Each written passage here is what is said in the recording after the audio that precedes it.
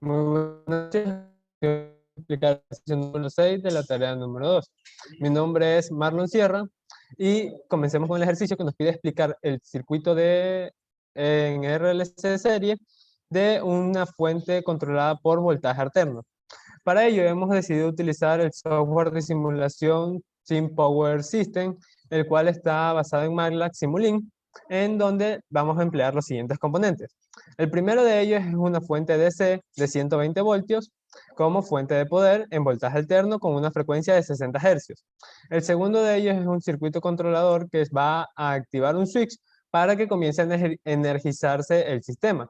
El circuito está configurado en un bloque step que inicialmente está en 0 y pasado un periodo, 1 sobre 60 Hz de tiempo, va a activarse a 1. Entonces, dándole que el switch se va a cerrar en ese momento. Y como elementos como la carga que contamos en el RLC, contamos con una resistencia, un inductor y un capacitor. El valor de la resistencia va a ser variable para poder determinar los distintos estados que puede tomar este circuito de RLC, como lo son subamortiguado, críticamente amortiguado y sobreamortiguado.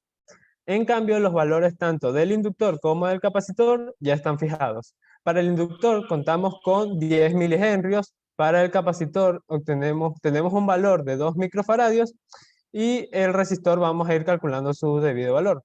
Para calcular cuál debe ser el valor del resistor, hemos de caer en cuenta que necesitamos saber cuál es la frecuencia neperiana del sistema y cuál es la frecuencia de rotación, para de esa forma comparar y obtener los distintos márgenes de cuándo es subamortiguado, cuándo es sobreamortiguado y cuándo es críticamente amortiguado.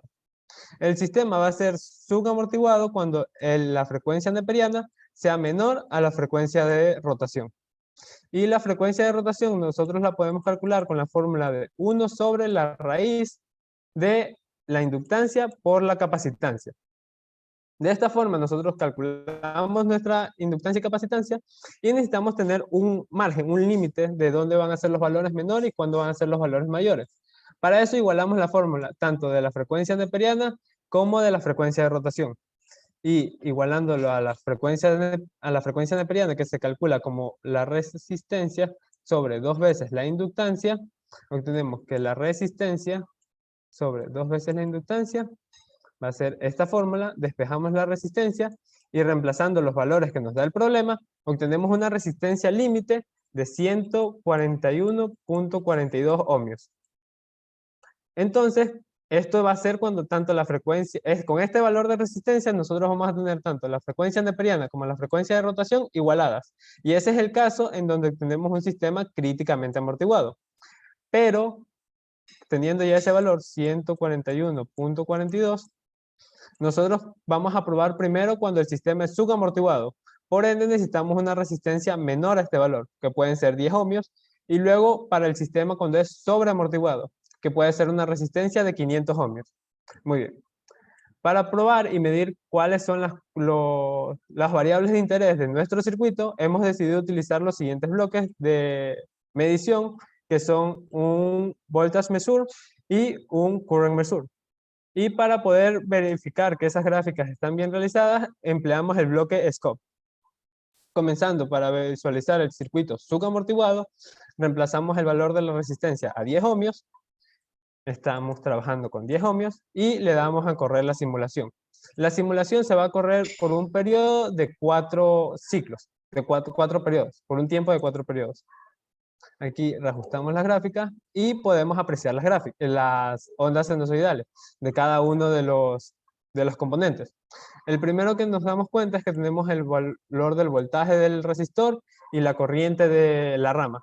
Tanto el voltaje del resistor como la corriente de la rama son muy similares, ya que en un elemento resistivo puro, el voltaje es directamente proporcional a la resistencia. A la corriente. El voltaje es directamente proporcional a la corriente.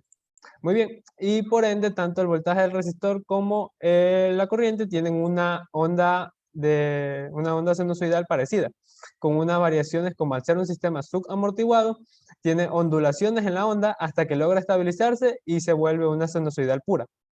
El voltaje del capacitor, al capacitor hacer un elemento que impide los cambios bruscos de voltaje, vemos que comienza en cero su valor y va subiendo poco a poco y ondula muy poco en comparación de los otros elementos. En cambio, el inductor permite cambios muy bruscos de voltaje y por ende tenemos este tipo de gráfica. Ahora, para los siguientes tipos de sistemas, tenemos que cambiar el valor de la resistencia. La primera de ellas es cambiar el resistor al valor críticamente amortiguado, que era 141.42.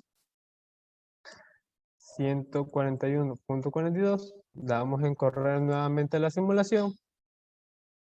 Visualizamos la gráfica, reajustamos los márgenes y nos damos cuenta que para el sistema críticamente amortiguado ya no tenemos las oscilaciones dentro de las ondas. Sin embargo, tenemos unas pendientes muy súbitas al cerrar el circuito. Vemos aquí que el switch se cierra en el primer periodo y la onda comienza a subir enseguida. Y asimismo ocurre para el inductor. El switch se cerró y en menos de una décima de segundo el voltaje se eleva muy bruscamente y en ese tiempo se estabiliza. En cambio, también mismo ocurre para la corriente y el capacitor, como ya vimos, no presenta cambios muy bruscos de voltaje, por ende mantiene su valor un poco estable. Y por último, nos encontramos con el caso de que el sistema es sobreamortiguado, que tiene una amortiguación muy grande, por ende tenemos que aumentar el valor de la resistencia. Aumentamos el valor de la resistencia con 500 ohmios y simulamos una vez más. Aquí podemos apreciar la gráfica, ajustamos los márgenes, los límites de la eje, y vemos ahora que ya el crecimiento no es tan brusco, sino que ahora el crecimiento es paulatinamente, no presenta oscilaciones tan grandes, asimismo en el inductor no presenta un pico tan elevado, y se siguen manteniendo las proporciones de que el voltaje, la onda del voltaje es proporcional a la onda de la corriente, el capacitor no genera un cambio brusco de su voltaje, incluso ahora parece una sinusoidal pura, y el inductor presenta un pequeño pico para mantener su valor de corriente estable. Muy bien, estos son los tres casos de simulación de un circuito de RLC serie en donde se han analizado con el software de simulación MATLAB. Gracias. Buenas noches, mi nombre es Elian Jiménez y a continuación voy a presentarles el ejercicio número 7 de la tarea, lo cual consistía en crear un circuito recuperador de energía. Como podemos evidenciar, para poder llevar a cabo este circuito se ha hecho uso de varios bloques en el software de Simulink. Algunos de estos bloques son, por ejemplo, la fuente de voltaje DC, tenemos los medidores de corriente, medidores de voltaje, que podemos ver aquí conectados en paralelo a los terminales de un transformador lineal. También podemos ver que se utilizó un switch ideal, un bloque step que enviará la señal para activar o desactivar el switch, depende de la conveniencia. También tenemos un diodo y también tenemos bloques que nos permitirían observar las señales de salida, como lo son el bloque scope o osciloscope.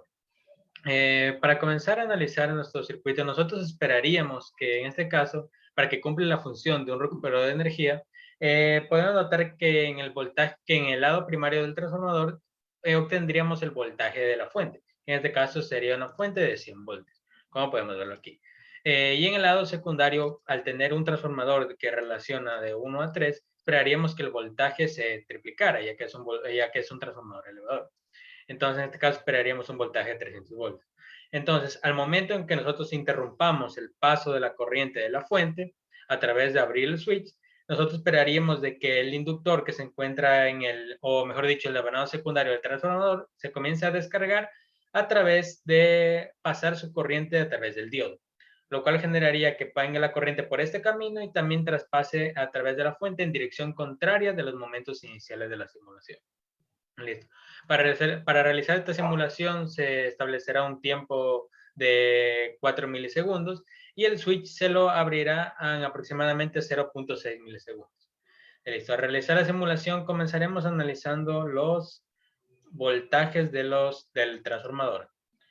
Como podemos notar, el voltaje primario y el voltaje secundario establecen, o mejor dicho, obedecen lo que habíamos mencionado al inicio. Por ejemplo, en el primario tenemos el voltaje de la fuente que es de 100 voltios y el secundario el voltaje que es de 300 voltios, es decir, el triple. Esto durante los primeros instantes antes de que se cierre el switch. Una vez que se cierre el switch, se comienza a descargar el inductor del lado secundario del transformador. Y eso podemos verlo ya que ese inductor refleja un voltaje negativo en esta gráfica que representaría que la corriente está atravesando a través del diodo. Luego que pasa el tiempo, aproximadamente 2.5 milisegundos, un poco menos, el inductor se acabaría de descargar y por ende los voltajes del transformador llegarían a un valor nulo, es decir, de 0 voltios. Luego analizamos las corrientes en el transformador. Podemos notar que en los instantes iniciales, cuando el switch está cerrado, tenemos una corriente en el lado primario. Sin embargo, el momento en el que el switch se cierra, que es aproximadamente en los 0.6 milisegundos, esa corriente cae de picada hacia cero. Es decir, ya no habría corriente en ese terminal. Sin embargo, en el lado secundario del transformador se comenzaría a notar una corriente, ya que se comenzaría a descargar el inductor. Por ende, esa corriente iría disminuyendo continuamente hasta que da descargar. Luego se analiza la corriente de la fuente del diodo. De igual manera, podemos evidenciar que la corriente de la fuente en instantes iniciales va aumentando hasta el momento en que se abre el switch. Pero en este caso, también analizamos la corriente del diodo. Podemos notar que el momento en que se abre el switch comienza a pasar una corriente por el diodo. Dicha corriente es de la misma magnitud que se puede ver en el pico amarillo inferior que tenemos a través de la fuente. Esto quiere decir que tendremos corriente pasando a través de este camino por el diodo. Sin embargo, la corriente que leeríamos aquí en la fuente estaría pasando en sentido inverso a través del medidor de corriente. Por tal motivo, se puede apreciar ese pico negativo de corriente, los cuales irían disminuyendo hasta llegar a 0 amperios, que sería ya cuando se haya descargado al lado secundario del transformador. Y finalmente analizamos el voltaje ánodo-cátodo del diodo y podemos evidenciar que al inicio tenemos la suma de los voltajes del lado primario y secundario del transformador, es decir, 400 voltios, hasta que se cierra, hasta que se abre, perdón, dicho el switch, y podemos notar que el voltaje que queda es el del diodo, la caída de potencia en el diodo, la caída de potencial en el diodo, que en este caso es un valor aproximadamente de 0. Esto de aquí sucede hasta que se logra descargar el inductor y se obtiene en los terminales el mismo voltaje que se en los instantes iniciales cuando el inductor está descargado, es decir, aproximadamente 100 voltios, que sería el mismo voltaje de la fuente de alimentación. Eso es todo, muchas gracias.